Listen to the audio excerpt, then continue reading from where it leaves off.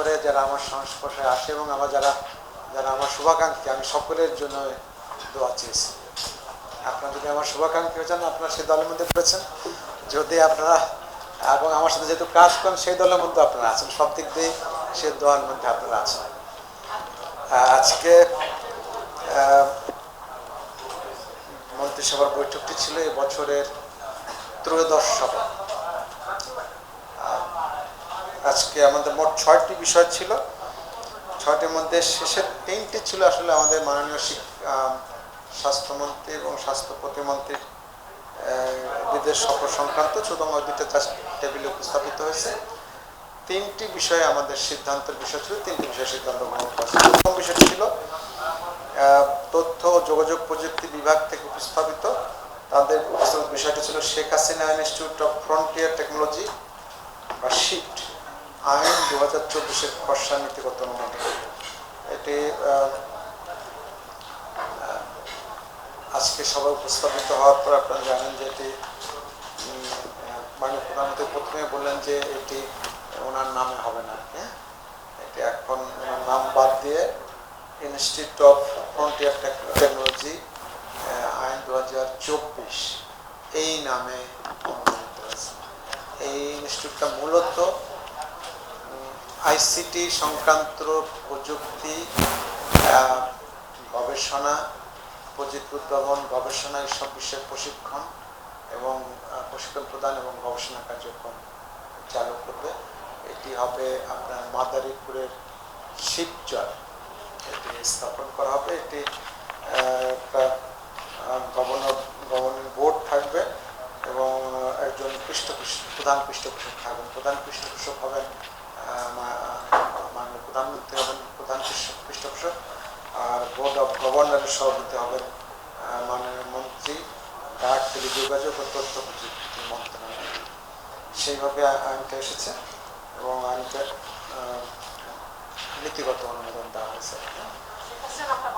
ওনার নামটা বাদ দিয়েছেন, উনি ওনার নামটা গ্রহণ করেন নাই। উনি তো এর আগেও একটা সিদ্ধান্ত ওনার নিজের নামে উনি করাটা নিষেধ করেছেন মন্ত্রিসভা থেকে। তাকে যেহেতু এটা এই জাতীয় প্রথম একটি প্রতিষ্ঠান হবে এবং এটিকে আস্তে আস্তে মূল উদ্দেশ্যটা আন্তর্জাতিক পর্যায়ে যেন মানে সুনাম অর্জন করতে পারে, সেই আকারে এটি নিয়ে যাবে। তো সেই জন্য এই ক্যাটাগরির প্রথম ইনস্টিটিউটটা হচ্ছে, সেজন্য মন্ত্রিসভা থেকে অনুরোধ করা হয়েছে, কিন্তু উনি সম্মত হন। উনি খুবই বলেছেন ওনার নামে প্রতিষ্ঠান না করার জন্য নির্দেশনা দিয়েছে। আর দ্বিতীয় বিষয়টি ছিল, হ্যাঁ, এটা হলো তারা বিস্তারিত প্রশিক্ষণ দেবেন, গবেষণা করবেন এবং যে নতুন টেকনোলজি উদ্ভাবনে সর্বাত্মক সহযোগিতা করবেন। প্রয়োজনে তারা ডিগ্রিও দেবেন, সেটাও বিশেষ কোনো বিস্তারিত ক্ষেত্রে তারা ডিগ্রিও দেবেন। তো এটি মূল উদ্দেশ্য হল অনেকটা খুবই হাই লেভেল একটা টেকনিক্যাল বা টেকনোলজি বেসড একটা প্রতিষ্ঠান করা, যেখান থেকে ইন্টারন্যাশনাল মার্কেটকে টার্গেট করা, লোকাল মার্কেটকে টার্গেট করে আমি দক্ষ জনগোষ্ঠী থেকে প্রশিক্ষিত করতে পারি তার ব্যবস্থা। এবং খুব উঁচু মানের এবং আধুনিকতম এখানে ল্যাবরেটরি থাকবে এই ব্যাপারে এই প্রতিষ্ঠান।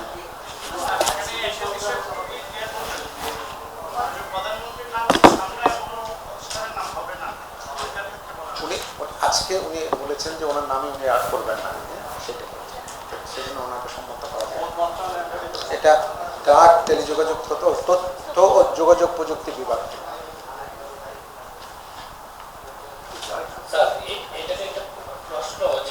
সম্মতের পর তারপরে উনি না করেছেন। এইটাও সেই তথ্যটা এখানে সাধারণত দেওয়া থাকে, এই তথ্যটা সামারিতে নাই যে ওখান থেকে না হয়েছিল কিনা, বাট তারপরে উনি বলেছেন যে না, মানে ট্রাস্টের অনুমতি থাকুক বা না থাকুক, উনি এটা সম্মতি দেবেন না। বাণিজ্য মন্ত্রণালয় থেকে আসছে, বাণিজ্য মন্ত্রণালয় থেকে উপস্থাপিত বিষয়টি হলো রপ্তানি নীতি 2024 থেকে 27 এর খসড়া অনুমোদন। আপনারা জানেন যে প্রতি 3 বছর অন্তর অন্তর আমরা এখন রপ্তানি নীতি আমরা করে থাকি। চলতি রপ্তানি নীতিটা শেষ হয়ে যাবে হলো এই গতকালকে শেষ হয়ে গেছে, আজকে নতুন বছর। তো সেখান থেকে 3 বছরের জন্য রপ্তানি নীতি করা হয়েছে, খসড়াটা উপস্থাপন করা হয়েছে এবং খসড়াটা সামান্য কিছু অবজারভেশন, ছোটোখাটো কিছু অবজারভেশন সহ সেটি মানে অনুমোদন লাভ করেছে। মানে প্রধানমন্ত্রী কয়েকটা বিষয় এখানে মানে যোগ করতে পেরেছেন। এখানে আপনারা জানেন যে এর আগে যে আমাদের নীতিটা ছিল তার ধারাবাহিকতায় এখানে বিশেষ কিছু বিষয় যোগ করা আছে, যাতে করে এখানে লক্ষ্য রাখা হয়েছে যে এখন আমরা যেহেতু উন্নয়নশীল দেশে উত্তরণের পরে যে আমাদের যে বিশেষ কিছু সুযোগ সুবিধা আমরা হারাবো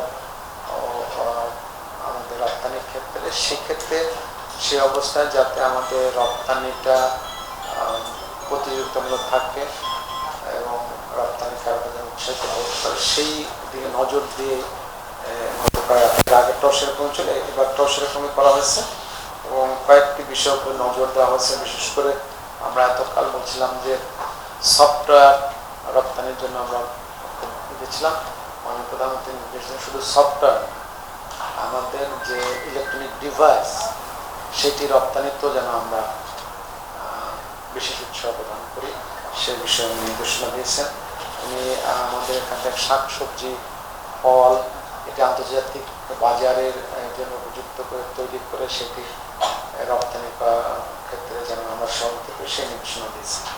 আর একটি নির্দেশনা দেওয়া হয়েছে, সেটা হলো যে কোয়ালিটি মেনটেন করার ক্ষেত্রে যেন খুব কঠোরভাবে নজরদারি করা হয় সেটা নির্দেশনা দিয়েছেন। আর একটা দিয়েছেন যদি কোনো বিষয়ে যদি ডিসপিউট হয় কোনো আমাদের রপ্তানি কারকের সাথে বা ওই দেশে কোনো আমদানি কারকের, সেক্ষেত্রে যেন বড় আকারে এতে না যে আমরাই যেন একটা ডিসপিউট রেজলিউশনের একটা মেকানিজম তৈরি করে তার একটা ব্যবস্থা এখানে সন্নিবেশিত করার জন্য ইনস্ট্রাকশন দিয়েছেন, সেই হিসেবে এটি করা আছে। এখানে আপনারা এর আগে জানেন গত বছরের গত যে রপ্তানি ছিল সেখানে আমাদের লক্ষ্যমাত্রা ছিল যে সেই বছরে এসে আমরা যেন $80 বিলিয়ন রপ্তানি করতে পারি।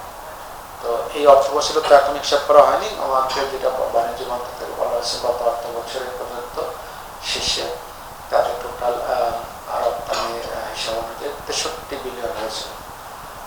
এই বছরে তারা আশা করছেন প্রায় 70 ছাড়িয়ে 70-এর কাছাকাছি যাবে। সেটাকে বাস্তবতা করে এখন আগামী 3 বছর পরে 2017 সাল যে অর্থ বছর শেষ হবে সেই অর্থ বছরের পরে এই বছরের টার্গেট 27 টার্গেট হচ্ছে 110 বিলিয়ন রপ্তানির ক্ষমতাকে টার্গেট করে করা হয়েছে। এখানে আর কয়েকটা জিনিস একটু ঢোকানো হয়েছে যে বিশেষ করে নারী উদ্যোক্তা বা নারী রপ্তানি করা যদি হয় তাকে বিশেষ কিছু সুযোগ সুবিধা দেওয়ার জন্য নীতিগত নির্দেশনা দেওয়া হয়েছে। বললাম যে ইলেকট্রনিক ডিভাইসের কথা বলা হচ্ছে, সেখানে যেন আমরা বিশেষ নজর বিশেষ জন্য সহযোগিতা করি। আর আমাদের যে এই নতুন যে বাজার নতুন বাস্তবতা তৈরি সেখানে রপ্তানি কারকদের ওরিয়েন্ট করার নজর দেওয়া হয়েছে, যে তাদেরকে যেন ওই দিকটা খুব ভালোভাবে তাদের সাথে যেন ইনটাচে থেকে তাদেরকে যেন আমরা অবহিত রাখি। আর কয়েকটা দিন যেটা আগে মানে ছিল না, কিন্তু এখানে স্পষ্ট করা ছিল কিছু কিছু জিনিস, যেমন আমাদের রপ্তানি পণ্য তালিকার যে তালিকা ছিল বা সীমিত শর্ত সাপেক্ষে রপ্তানি পণ্য তালিকার যে লিস্টটা ছিল সেখানে আসলে নামটা ছিল, এবার এইচএস কোড সহ এবার ডিটেলসে এখানে দেওয়া হয়েছে। আর একটা কথা, ওষুধ রপ্তানির ক্ষেত্রেও যেন ওষুধ, মেডিকেল ইকুইপমেন্টসে এবং এগুলোকে হস্তশিল্পজাত পণ্য হিসেবে এগুলো হয়েছে। এছাড়া মানে আমাদের 2024 সালটা যেন হস্তশিল্প পণ্য বৎসরের পণ্য হিসেবে ঘোষণা করেছেন, সেটি যেন বিশেষ যত্ন পায় সেই নির্দেশনা এটা করা আছে। এই মানে এটা আপনারা বাণিজ্য মন্ত্রণালয়ের ওয়েবসাইটে পাবেন। আরো ডিটেলস যদি জানতে চান ওয়েবসাইটে দেওয়া আছে, সেখান থেকে আপনারা আরো দেখতে পাবেন।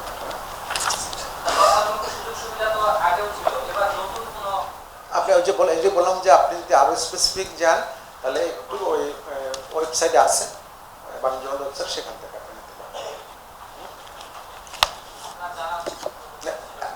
এই মুহূর্তে তো আমি আপনাকে আগের কি পরিমাণ ছিল এখন কি পরিমাণ, ওই তুলনাটা আপনাকে আমি দিতে পারছি না, বাট আপনি ওখানে গেলে আপনি পাবেন সেটা।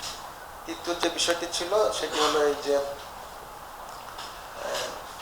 সেতু বিভাগ থেকে উপস্থাপিত হয়েছিল যে আপনারা জানেন যে পদ্মা সেতু হয়ে যাওয়ার পর পদ্মা সেতু মেনটেন্যান্সের জন্য একটি আলাদা কোম্পানি, সেতু কর্তৃপক্ষের আওতায় একটি কোম্পানির প্রস্তাব উপস্থাপন করা হয়েছে এবং সেটি অনুমোদিত হয়েছে। এই কোম্পানির অথরাইজ ক্যাপিটাল হবে 1,000 না 10,000,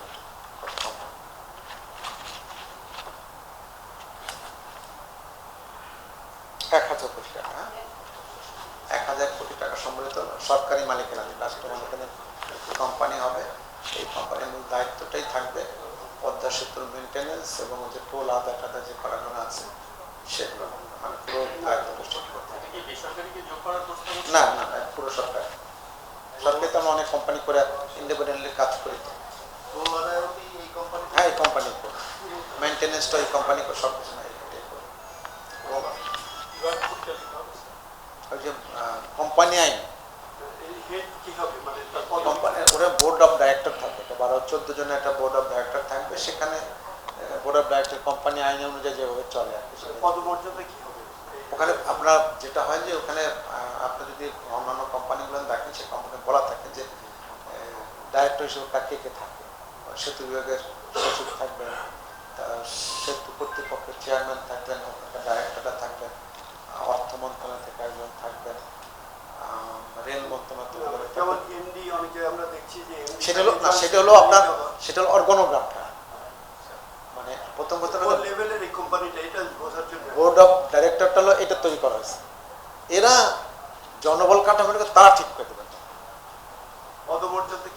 এটা এটা ওই সবসময় কোম্পানিতে বোর্ড এটা ঠিক করে, এটা ক্যাবিনেট ঠিক করে দেয় না। না, এটা এটা তারা ঠিক করলে আমাদেরকে বোর্ড আমাদেরকে জানায়, নিশ্চয়ই তারা ঠিক করেছেন।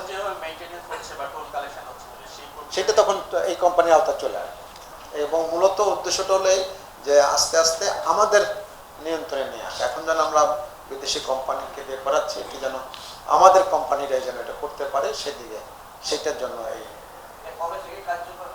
কোম্পানিটা অনুমোদন দেওয়া হয়েছে আজকে। এখন কোম্পানি তৈরি হওয়ার পরে তারা আস্তে আস্তে, ওদের সাথে তো একটা কন্ট্রাক্ট আছে, ওই কন্ট্রাক্ট শেষ হওয়ার পরেই তারা আমার ওইটা আইন, এটার জন্য পার্লামেন্ট যাওয়া দরকার নাই, এটা মন্ত্রিসভার অ্যাপ্রুভালের জন্য। ভোট হলো 14 সদস্য। তো সেখানে প্রতিনিধি থাকবেন হলো রেল মন্ত্রণালয়, অর্থ মন্ত্রণালয়, সেতু বিভাগ, সেতু কর্তৃপক্ষ, তারা থাকবে। এটার এই তিনটেই ছিল মূলত আমাদের আলোচ্য বিষয়, এটা নিয়ে আলোচনা হয়েছে। আর এমনি মাননীয় প্রধানমন্ত্রী আজকে এক বিশেষ নির্দেশনা সবাইকে দিয়েছেন, সেটি হলো যে কথা জানেন গতকালকে বাজেট পাস হয়েছে। উনি এখন নির্দেশনা দিয়েছেন সকলকে যেন খুবই যত্নের সাথে, খুবই নজরদারির সাথে যেন বাজেট বাস্তবায়নটা যেন নজরদারির মধ্যে রাখতে এবং দ্রুততার সাথে, নিপুণতার সাথে, স্বচ্ছতার সাথে যাতে বাজেট বাস্তবায়ন হয় সেদিকে সফল নির্দেশনা দিয়েছেন মাননীয় মন্ত্রী সচিবগণকে। সবাইকে বলেছেন যে এদিকে যেন সবাই মনোনিবেশ করে এখন বাস্তবায়নে যেন আমরা সবাই মনোনিবেশ করি, সঠিকভাবে বাস্তবায়ন, সেই নির্দেশনা দিয়েছেন। জি,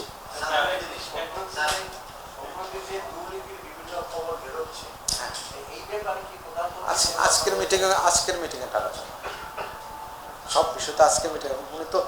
উনি প্রধানমন্ত্রী, সব বিষয়ে ওনাকে ক্যাবিনেটে আলোচনা করতে হবে। কেন উনি তো ইন্ডিভিজুয়ালি আদেশ দিয়ে দেন। জি জি জি, না আজকের মিটিংয়ে এটা আলোচনা আসেনি। আজকে এটা কেউ প্রসঙ্গটা তোলেনি বা এটা আলোচনা, এটা নিয়ে তো সংসদ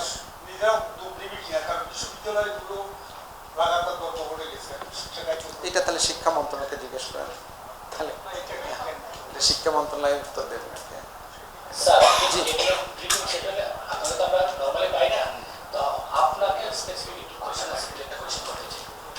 জি আমাকে মানে এই ক্যাবিনেটের বাইরে হলে না করাই ভালো।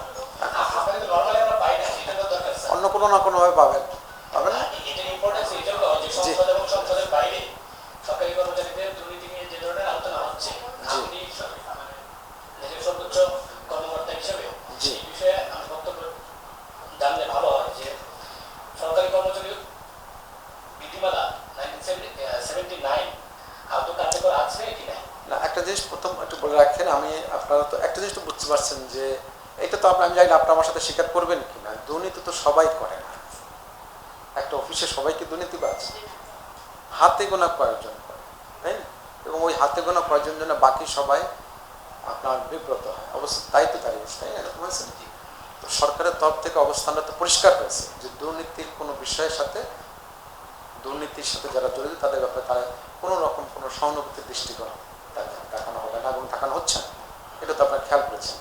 তো সেটি তো আমরা এখন অনুসরণ করছি, সেটি আমরা এখন মানে কী বলবো সিরিয়াসলি আমরা ফলো করছি। এখন আপনি বলতে পারেন যে তাহলে এই ফাঁকে ফাঁকে কেন হচ্ছে সেটা দেখেন। প্রথম আমি যদি এটা বলি যে দুর্নীতিটা এই যে এই এত কাঠামোর মধ্যে থাকার পরও ওটা হচ্ছে, এটা সব সমাজে সব জায়গায় হয়। এবং সব কাঠামোর মধ্যেও তো আপনি যারা খুবই দুষ্ট চিন্তার মানসিকতা, দুষ্ট বুদ্ধির মানসিকতা, তারা তো এই কাজগুলো তারা হয়তো করতে চান। কিন্তু আমরা এইটুকু দেখতে পাচ্ছি যে যখনই এই বিষয়টা সরকারের নজরে আসে, সরকারের তরফ থেকে কোনো প্রশ্রয় দেওয়া হচ্ছে না। সরকারের সকল যন্ত্র, প্রশাসন যন্ত্র এই ব্যাপারে, এই দুর্নীতিবাজদের বিরুদ্ধে ব্যবস্থা নেওয়ার ব্যাপারে তো কেউ কখনো কোনো রকম বাধা কিংবা কোনো প্রশ্ন উত্থাপন করে। প্রত্যেকেই এক্ষেত্রে সরকারের সকল মেকানিজম এই দুর্নীতিবাজদের বিরুদ্ধে ব্যবস্থা নিতে সবসময় সহযোগিতা করছে। কিন্তু আপনার নজরে আসার কথা জি চেয়ারম্যান, যিনি নিজে সাবেক সিনিয়র সচিব ছিলেন, উনি মানে অন রেকর্ড বলেছেন একটা অনুষ্ঠানে যে মন্ত্রণালয়গুলো দুর্নীতির ব্যারাজ খুলে বসেছে, তারা দুর্নীতি নিয়ন্ত্রণে কোনো পদক্ষেপ নিচ্ছে না। আপনি প্রশ্নটা কি মানে তার ইয়াতে কমেন্টস কি বলবেন? এইটি প্রথম কথা হলো যে আপনি ইন্ডিভিজুয়াল সাথে একবার ক্যাবিনেট সেক্রেটারিকে দায়ী করে না করেছেন মানে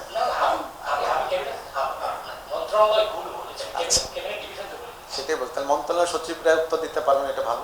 প্রথম কথা হলো দেখেন, আপনি প্রত্যেকটা মন্ত্রণালয় যদি দেখেন যে আমাদের এই দুর্নীতির অভিযোগ আসলে আমাদের দুর্নীতি নানানভাবে কিন্তু আমাদের বিচারের সম্মুখীন হয়।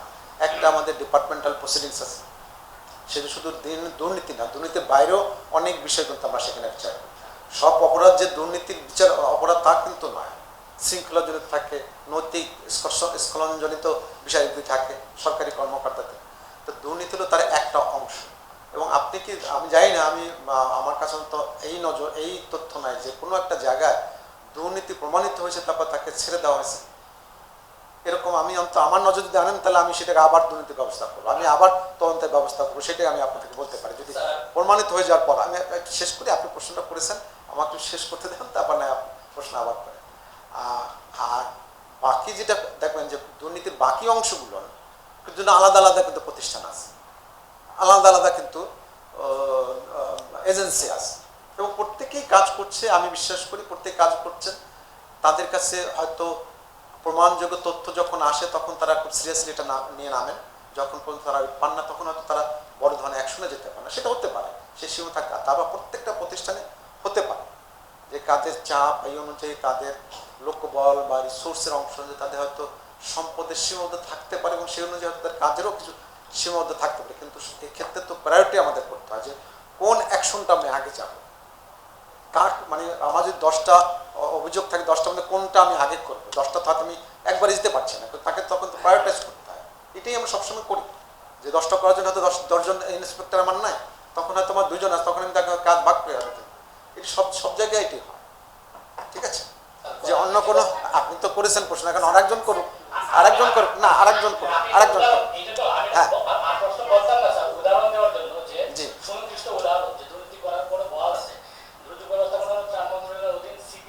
জি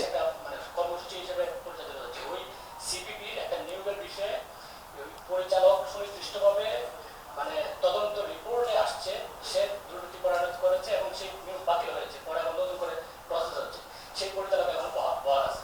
2 না যুব উন্নয়ন অধিদপ্তর, জি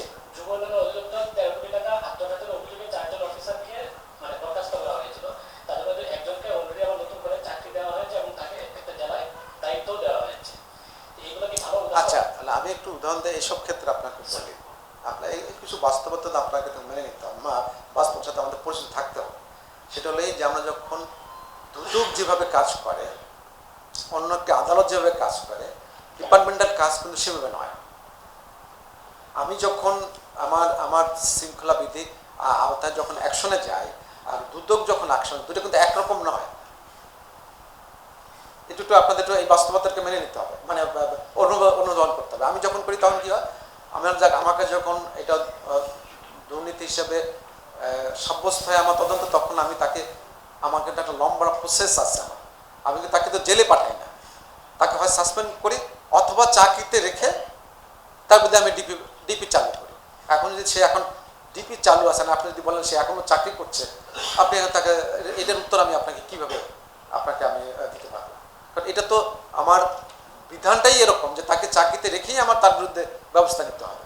আমার বিধানটা হয়তো তাকে সাসপেন্ড আমি করতে হবে, সেটা সাসপেন্ড কেন করেন নাই সেটা হলো সেই কর্তৃপক্ষ উত্তর দিতে পারবে। বাট আপনি যে দুটো উদাহরণ দিয়েছেন, আমি দুটো নিজে আমি খোঁজ নেব যে ব্যাপারটা এরকম কিনা। এটা তো আপনারাও খোঁজ নেন যে তার বিরুদ্ধে ডিপার্টমেন্টাল প্রসিডিংস আছে কি নাই। যদি না থাকলে আপনি বলছেন যে তদন্তকারী কর্মকর্তা বলছে সে দোষী আর তার বিরুদ্ধে তার চাকরি পুনর্বহাল হবে, এইটি হওয়ার সম্ভাবনা খুবই কম।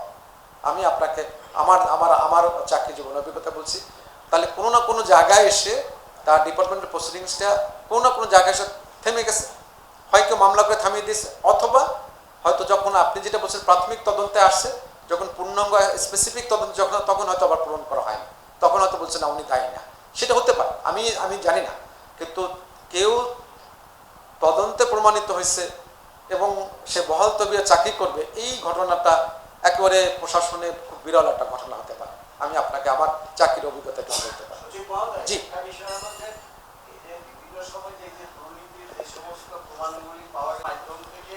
আসার পরে কিন্তু আপনারা ব্যবস্থা নিচ্ছেন। জি, কিন্তু আমার প্রশ্ন হলো যে আপনারা প্রিভেন্টিভ, আপনি তো জানেন যে prevention is better than cure. জি, প্রিভেন্টিভ কোনো ব্যবস্থা নেওয়ার কোনো চিন্তা আমি আপনার সাথে একটু প্রথম দ্বিমত পোষণ করি। আমি গণমাধ্যম যে ক্ষেত্রে খুব মানে সঠিক এবং কার্যকর পদক্ষেপ নিচ্ছে, আমি এটার জন্য আপনাদেরকে অভিনন্দন জানাই। আপনারা কিন্তু খুব ভালোভাবে করছেন বলেই আমরা বড় বড় কিছু কেস আমরা ধরতে পারছি। কিন্তু যে জিনিসটা মনে রাখবেন যে আপনার কাছে যে কটা তথ্য আছে তার থেকে কিন্তু বেশি ডিপার্টমেন্টাল প্রসিডিংস প্রত্যেকটা ডিপার্টমেন্টে আছে। আমি আপনাকে একটা, এটা আমি খুব দৃঢ়তার সাথে বলতে পারি। আপনি হয়তো কয়টা আপনি মিডিয়ে আনছেন, তার থেকে বেশি কিন্তু প্রত্যেকটা ডিপার্টমেন্ট, আপনি জনপ্রশাসন খুঁজতে দেখেন কয়জন অফিসারের বিরুদ্ধে এখন ডিপি চলতেছে, আপনি কিন্তু এতগুলো খবর আনেন না। হতে পারে যে বড় কিছু কিছু যেটা আপনি আনছেন সেটা তো আমাদের হয়তো আমাদের নেটওয়ার্ক, আমাদের ইস্যু হয়তো সেটা ধরা পড়েনি, হতে পারে এটা। কিন্তু আমরা অনেক এনেছি দেখবেন আপনাদের কাছে আসেনি, তাও কিন্তু অনেক আছে, সেটাও কিন্তু অনেক আছে। সেটা তো গণমাধ্যমে আসছে না, আসে না, কিন্তু আপনার গণমাধ্যম আসার আগেও কিন্তু আমরা ব্যবস্থা নিয়েছি। আমি এখানে আসার পর আমার কাছে আমি সেগুলো তো আপনাদের গণমাধ্যমে আমরা দেই না, কারণ আমরা একটা ফাইনাল হয়ে যাওয়ার পরও আমি যখন প্রথম অভিযোগ আসে আমার এখানে যে কথা আসছে অন্তত প্রত্যেকটাই মানে আমরা তদন্ত করেছি এবং যাদের যাদের বিরুদ্ধে আমরা সত্যতার এলিমেন্ট খুঁজে পেয়েছি তাদের প্রত্যেকের বিরুদ্ধে ডিপার্টমেন্টাল প্রসিডিংস আছে। আমি আপনাকে নিশ্চয় দিতে পারি। জি জি, আজকে থাক, আজকে আর থাক। জি, কোনটা? আচ্ছা, এইটা আমাকে তাহলে এখন আপনি এই স্পেসিফিক আমাকে একটু মানে জনপ্রশাসন থেকে কোনো অ্যাকশন তারা করেছে কিনা, কোনো সার্কুলার করেছেন, এটা জেনে নিই আমি আপনাকে। ছোট্ট একটা বিষয় জানতে চাই, জি, সেটা হচ্ছে যে আপনি এই ইয়েতে আসার পরে চেয়ার সভার একটা সিদ্ধান্ত হয়েছিল যে কর্মকর্তাদের বিদেশে যাওয়ার বিষয়। হ্যাঁ, কিন্তু আমরা দেখছি যে এই বিদেশে যাওয়া অবরোধ জনস্বাস্থ্য করার জন্য বিশেষ করে সেটা হচ্ছে, এবং আমি দেখলাম যে মে মাসে একটা মন্ত্রণালয় 180 জন বিদেশে গিয়েছে। না, বিদেশে যাওয়ার আমরা বলেছি, আমরা তো শুধু আমি আসা আমাকে এটার জন্য ক্রেডিট দেওয়া ঠিক হবে। মানে ওই সময় গভর্নমেন্টের সিদ্ধান্ত, সরকারি সিদ্ধান্ত ছিল যে আমরা ব্যয় সাশ্রয়ের জন্য আমরা বিদেশে যাওয়াটা কমিয়ে দেবো, তাই না? এটাই তো আমাদের ছিল, সেইটি কিন্তু অনুসরণ করা হয়েছে। আমরা যেসব ক্ষেত্রে গেছি, আমরা যখন আমরা বিদেশে যাওয়ার প্রয়োজন মনে হচ্ছে, আপনি মনে রাখবেন যে কিছু কিছু ক্ষেত্রে আমার জয়েন্ট সেটা নেওয়া হলে মাননীয় প্রধানমন্ত্রীর কাছে যেতে হয়, তাই না? এডিশন সেটা নেওয়া বা জয়েন্ট সেটা হলে মাননীয় মন্ত্রীর কাছে যেতে হয়, এবং ওই পর্যায়ে এগুলো অ্যাপ্রুভ হয়েছে নিশ্চয়ই। সেগুলো হয়তো কিছু বাস্তবতা জানা আছে যে আর্থিক, যেন আমার আগামী সপ্তাহে একটা বিদেশে যাওয়ার একটা প্রোগ্রাম আছে, আমি আপনার খোলামেলা বলি সেটি পুরো টাকাটাই দেবে জায়গা। এখন আমাকে জায়গা যখন বলেছে, আমি যদি না বলি তাহলে লাভটা কি আমার হবে নাকি মানে দেশের লাভ হবে না ক্ষতি হবে, এটা বলে। মানে এগুলো দেখা যাচ্ছে না না, আপনি উদাহরণ আমি দিচ্ছি যে সরকারি টাকায় মানে বিশেষ করে প্রজেক্টের টাকায় যাওয়া কিন্তু আমরা ব্যাপকভাবে কমিয়েছি। আমরা 100% না কমালেও আমরা 90, 95 বা 97, 98 কমেছে, এটা আমরা দাবি করতে পারি সরকারি টাকা। জি জি, না না, কেন কোনটা? আচ্ছা, যে প্রসঙ্গটা চলে গেছে ওটা বাদ দিয়ে আমি এটা নিয়ে আলোচনা এটা একটু শেষ করুক, এটা শেষ করুক। বলেন। না, এখন দেখা যাচ্ছে কিছু কিছু প্রকল্পে বিদেশ ভ্রমণটা স্থায়ী হয়ে যাচ্ছে। এইটা না, ওই যে বলছে সেক্ষেত্রে কিন্তু বলা হচ্ছে যে আমরা বিদেশি যদি উৎস বিদেশি হয় আমরা সেটা অ্যালাউ করছি, যে টাকা যদি গ্রান্ট হয়, যদি গ্রান্ট হয় আপনি যাবেন না, আমার তো পুরোটা গ্রান্ট। আমাকে জায়গা নিশ্চয় আমি জিজ্ঞেস করছি গ্রান্ট না লোন, বলছে এটা পুরো 100% গ্রান্ট। আমি ঠিক আছে, তাহলে আমি তখন সম্মতি দিয়েছি। গ্রান্ট হয়, কারণ লোন যদি হয় সেটা আমাকে শোধ করতে হবে, আমরা সেগুলোকে আমরা কিন্তু অ্যালাউ করছি না। যেগুলো গ্রান্ট শুধুমাত্র সেগুলোকে আমরা। ধন্যবাদ। আর পরে